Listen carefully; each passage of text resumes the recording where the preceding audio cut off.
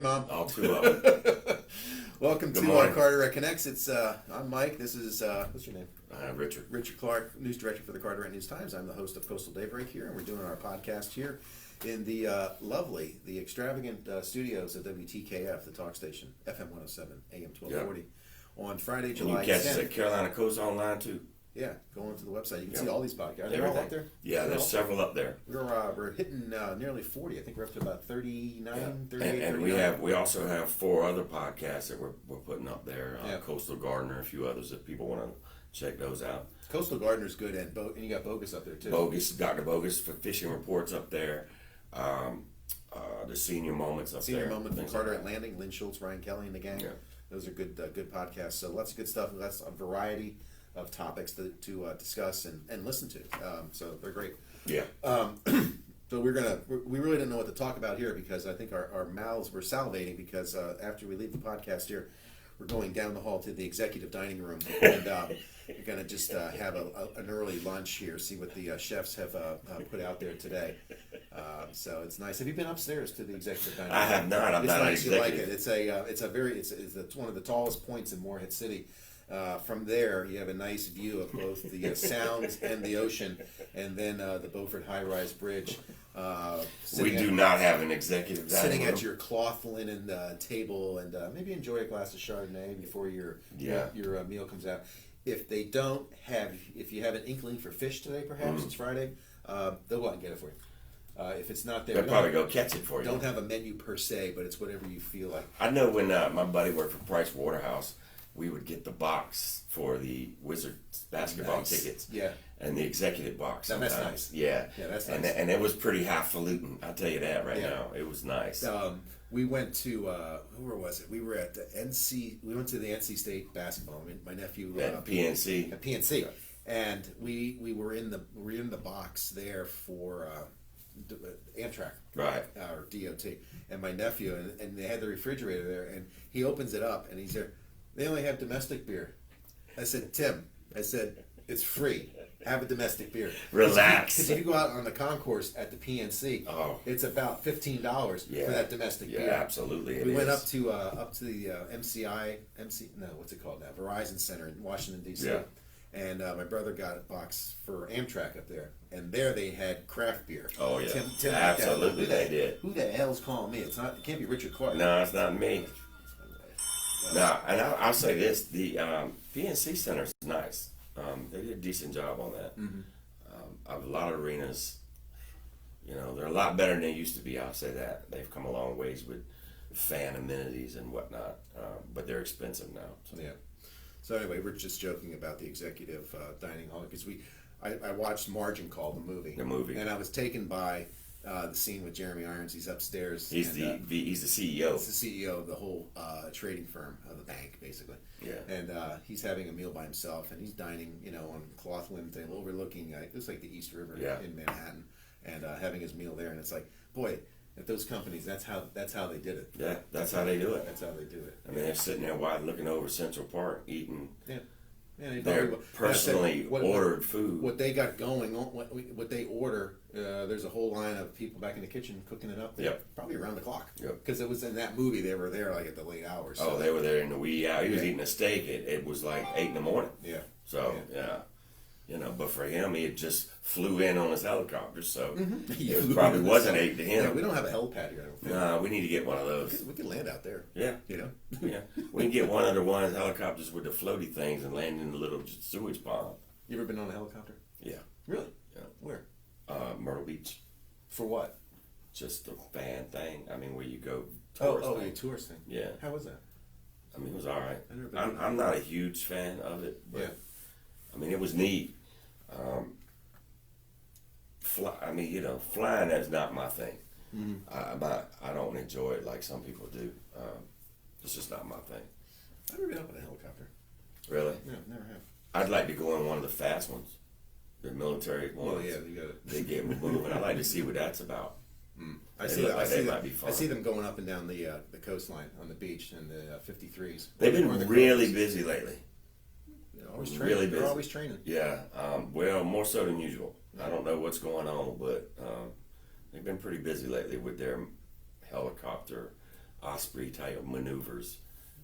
We look where we live. You got Cherry Point, you got Camp Lejeune. Well, I see it a lot in Jones. I've seen it a lot out past in Hubert area over that way. Places that I didn't know they went. So they go anywhere. Yeah, pretty much. Yeah. So they're up there. I have a neighbor that flies 53s, CH-53s, and he's there with there's not much air traffic. Are those the big ones? Yeah, those are the big with the big blade. Yeah. He's there, with air traffic down so much. Right. They got the skies, and they're just going from landing area to landing area. So there's not a lot. Yeah, so it's cool. I mean, I love seeing them fly. They fly over our house. You're right. Over the last couple of days, just a little bit more than usual. Jets, right? Yeah. And the jets at night. It's the Harriers and the FA-18s. Yep. And then the helicopters have been flying around too. So I guess they're preparing for something. They're training. No, they're just training. Getting their hours in. Getting their hours in. So yeah. And it was like the celebration they had up in D.C. for July 4th. It was on July 4th. They had flyovers. Did you see all that? No, I didn't see that. They had aircraft from World War II up to present. Wow. And it was just flyover, and then they did the fireworks. I must say, that's one of the things I always enjoyed about the Havelock Air Show. I've only been a couple times, but the variety of different aircraft was what I love air shows. Because I like the old ones, the old World War II fighters. If you can find them. The Corsairs, the Zeros, Spitfires, those are Messerschmitts. Those are the ones I enjoy. So if they have any of those, I always like to go look at those. Yeah, that's cool. I love air shows. We used to go to the air show up in D.C. at Andrews. Well, my uncle flew for years and for the Air Force, and so I've seen a lot of up until the last maybe 20 years, I've seen a lot of that stuff. Mm-hmm. So, it kind of lost a little bit, but the old ones, you don't see much of that. So cool. And I just can't imagine getting in one of those. Oh my God! I mean, with one propeller. As a matter of fact, I watched a movie about the World War I when they first started doing, which is essentially a glider with a propeller, and canvas wings. They would fly over the battlefield and literally drop the bombs. Yeah. And I'm like, my goodness. And I think the gun was like set up to synchronize. I don't know how that's even possible, but to synchronize through the propeller, because they were shooting like straight ahead of them, and there's the prop in the. Yeah. They couldn't have been synced. No, I don't know how they probably just shot around the propeller, but they were literally, you're right. They were mounted there, so it had they were dropping bombs by hand. By hand. Yeah, that's pilot and bombardier. That's insane to me. Crazy. Yeah, and anything that I don't want to be flying in anything that's made of pressed wood or anything of fabric. Less. Yeah, that's what I mean. Anything less than it gets wet. I mean, something if a rock could get thrown through it, I don't want to be up there in it. So that stuff's amazing to me. I always enjoy that. It's like seeing the stuff at the Smithsonian for all that. It's see the Wright brothers playing. That's what I'm talking about. Yeah. I can't even fathom getting up there. Well, it didn't get much, It didn't get very high, so I guess that's something. It didn't go far, it didn't go high, but even like the lunar module, for the space shuttle, for the launches of the Apollo program, that was small. It's like getting inside. You've been to Canaveral, right? No. Really? No. It's pretty nice. Yeah, I'd love to see it launch. Yeah, I've been twice, and all that stuff's kind of amazing, quite honestly. Oh yeah. It really makes you realize that. You're probably not as smart as you think you are. Oh no, I know. You know what I mean? I don't need to go to Cape Canaveral to find out. To affirm that belief. And make no mistake, I fully recommend the Smithsonian for anybody that's got children. Yeah. And take at least 2 days. You really probably need 3. They got the new facility out at Dulles. Yeah. And that's where they have a lot of the big static displays. Really? Yeah. Okay. So there's a lot of stuff. I haven't been since they moved all that. A lot of stuff out there. I think they have a Concorde out there. Wow, yeah, really? There's a Concorde up in New York, on the Hudson, on the aircraft carrier. They have some amazing stuff at the Smithsonian. I mean, it really is. Yeah, you said 2 or 3 days. That's just for that museum. Well, for the air and space. I mean, very few people got enough time to go spend an entire week just on that, because you really need a week if you're going to cover the whole 9. Because the nature part of it is natural history. Yeah, natural history, American history. Yeah, the history stuff is incredible. When you walk in and see the actual, Declaration of Independence and the flag that flew over. It's kind of it really does. If it doesn't at least go, whoa, I give you the benefit of the doubt if you're under 20 because you don't get it.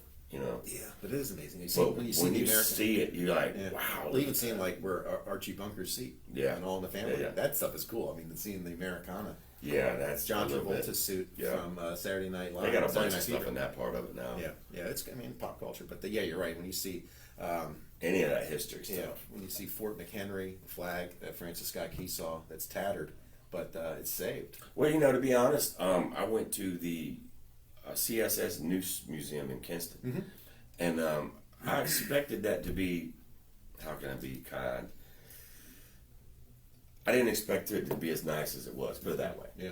A lot of these small towns, the museums that they say are museums are just, you're just like, especially when you've been in a bigger place like we have. Yeah. But it was really well done. That was nice. It's really well done. I'll tell you another one is the Onslow County Museum out in Richlands. The Marine one? No, it's right across from the police station in Richlands. Okay. What is that? Just That's it's on just for Onslow County? Yeah, Okay. it's I've not been to fantastic. that. It's fantastic. How about the maritime one here? Is that nice?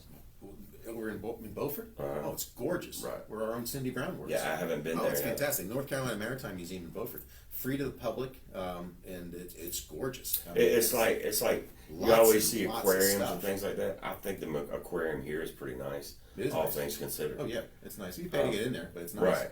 But all things considered, I mean, with the size of the area and everything taken it, it's pretty nice for that. Swansboro has a nice little heritage museum. It's the Swansboro Heritage Association's museum up on Church Street. Really? It's nice. It's open on the weekends, and they just got. I mean, they were battered in Hurricane Florence, but they have since reopened, and they got some great displays, great artifacts in there as well from Swansboro. So I have not been so there. yeah, check that out. I'm always wary of the small town museums, they call them. I mean, if you come from a bigger area, like I come from Richmond, the Confederate Museum there is the real thing. Yeah. And so when I see these ones, the Confederate, and you go in, it's like 4 things that really matter. You're kind of disappointed. It's kind of the difference between Disney World and the fair. Yeah. So I'm wary of that. So if it's nice, I'll go check it Yeah, out. check them out. We have great museums, right? And then you have the. It's good for history, man. I It's think great it's for one of the areas we don't do justice, and I don't care what side of the political line you fall on this stuff. We just don't teach it right, and we don't teach it enough. And as the saying goes, you ignore history, you're doomed to repeat. So The state parks here, Fort Macon and Hammock Beach State Park. Fort Macon especially. Fort Macon's nice. Has a lot of artifacts there from the Civil been a long time War since I've been and there, though. before that. That's gorgeous. Yeah. The visitor center, if you've been to the new visitor center, is beautiful. There's one in, is it the Keys? It's like a brick fort that they built with cannons and stuff way back when. Is that down at the bottom of the Keys? There's a fort off of Key West called Fort Jefferson. It's 70 miles off. That might be what you I'm have to fly thinking out, of. take a boat to it. Well, that can't be it then. There's Fort Cinch. I think it's Cinch. It's right on the Georgia Florida line. I have to look at that and think about what I'm talking about. The Fort Cinch is brick. They were brick. They were built in like 18 stars. They look like stars. like in the 1830s. And then there's Fort Pulaski, which is outside Savannah.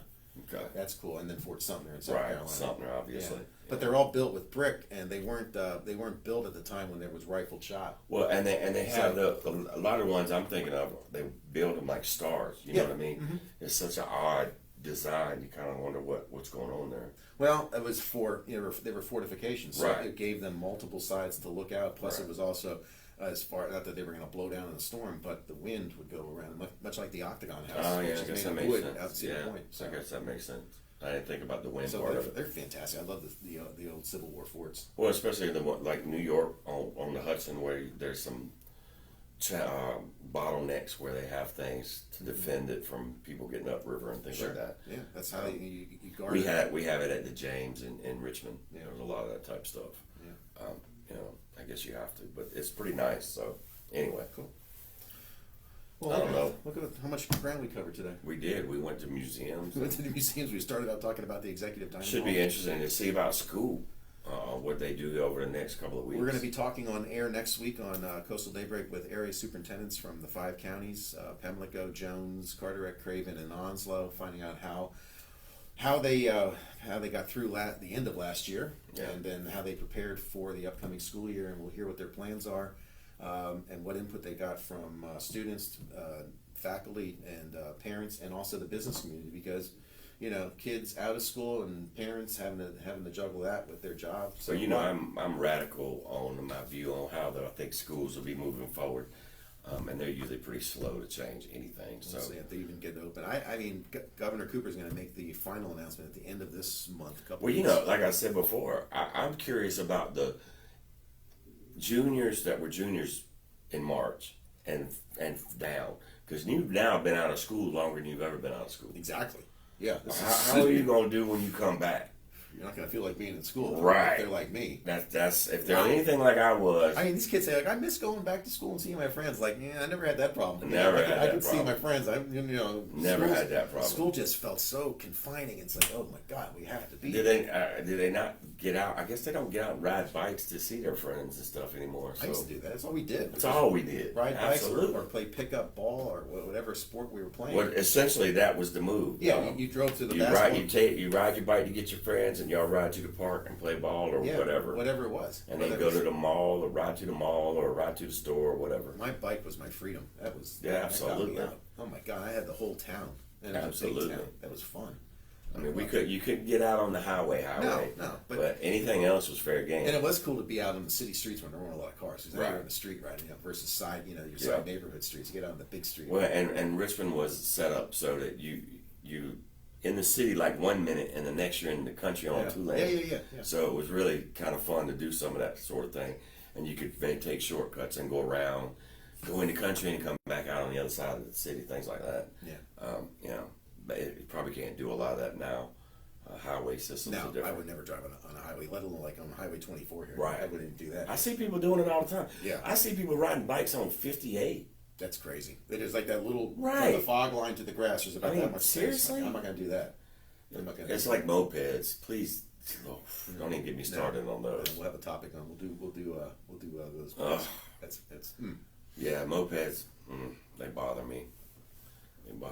Topic for another day. Another day. But you guys have a safe weekend. Yeah, have a great weekend. It's gonna be nice. Yeah, it's beautiful today. Oh yeah, what was the weather? The weather's gonna be in the summer like. It's gonna be in the low 90s today, Saturday, and Sunday. When's the rain? Rain's they have 50% chance of rain on Saturday. Today 0%, and then 20% on Sunday. So he's gonna get past. Bad. Enjoy today, get past tomorrow, and have a nice. Didn't you Sunday. say it was gonna rain late Saturday? Is that what you said? Yeah. Okay. Yeah. All right, so you get out to the beach early if you're gonna go out to the beach on Saturday. Sunday will be nice, and today's beautiful. It's dry air out there. It's amazing. Yeah, it is. It was beautiful coming in this morning. It was nice. The sun on the water. It was really nice. Anyway. Have a great weekend. Later.